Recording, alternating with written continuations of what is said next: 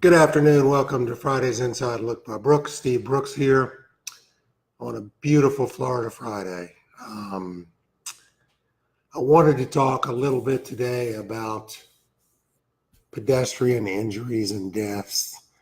We like to look at trends, and we've noticed a trend of, more pedestrian type cases.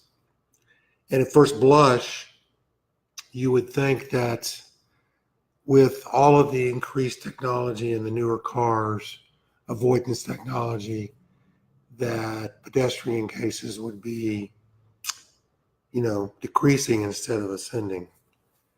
And so it was kind of an interesting thing for me to look at. There apparently has been a huge uptick in pedestrian fatalities, and we're still looking into the total pedestrian incidents, which I may talk about next week. But fatalities are up. They were 6,227 in 2018, and that was a 4% increase over 2017. I do know that in the communities that we practice law, Tampa, Winter Haven, Lakeland, St. Pete, there's a big push for walkability.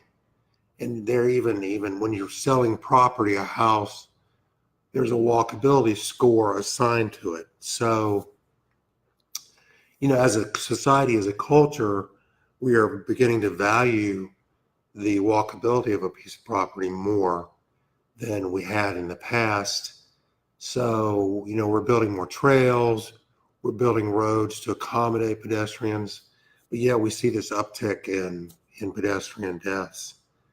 So either we're not building those things fast enough, or there's something else going on. What I think's going on is, Ford came out probably a month or two ago and said they were going to stop making all cars except for the Mustang.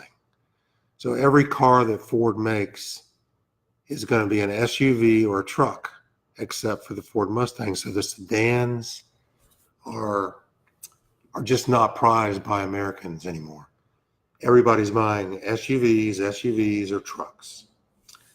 And because the SUVs are bigger and more tonnage, when they hit a pedestrian, there's going to be a much more likelihood the pedestrian is going to be either seriously injured or, suffer death.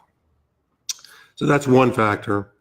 Another factor is, we live in the era of, I didn't bring my smartphone with me, but, people live and die by their smartphone.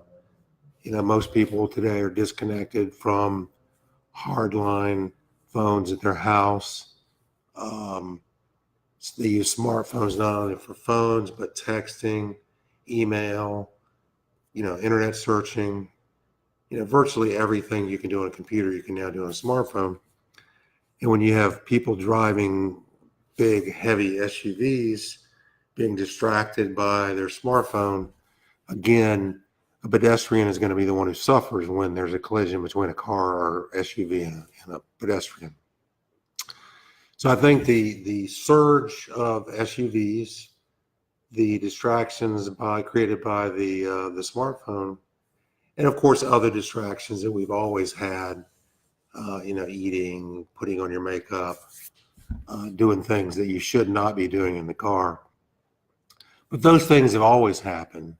I'm thinking of what's different now, and that seems to be the SUVs and the advent of the smartphone, being your go-to device. So I want to follow up and actually look at pedestrian injuries. Maybe I'll do a blog on that and then talk on that, because today we've just been talking about deaths. But I would be interested to see if with towns and cities and communities being focused on this whole walkability score and, building trails and roads that accommodate pedestrians, if all of that is going to actually help the safety of the pedestrian. I was surprised when I saw this. I would have thought that being a pedestrian would be much more safe in 2018 than it was, 5, 6, 7 years ago. So an interesting topic. We always hate seeing pedestrian injuries or deaths because they're not pretty. It's usually a pretty horrible situation when you have a 2 or 3 or 7,000-pound SUV hitting a 200-pound person or a 100-pound person. There's just no equality there. So if you have any things you want to add, please post it. Send us a question. You can send me an email, steve@brookslawgroup.com. That's steve@brookslawgroup.com. We are an injury and wrongful death law firm practicing here in the state of Florida. And I hope everybody has a great weekend. And I will see you next week for Friday's Inside Look by Brooks. Thank you.